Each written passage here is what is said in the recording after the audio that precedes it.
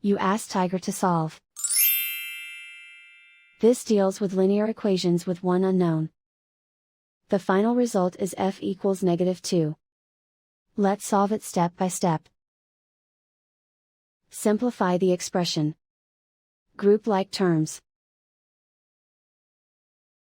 Simplify the arithmetic. Group all f terms on the left side of the equation. Subtract f from both sides. Group like terms. Simplify the arithmetic. Group like terms. Simplify the arithmetic. Group all constants on the right side of the equation. Add 10 to both sides. Simplify the arithmetic.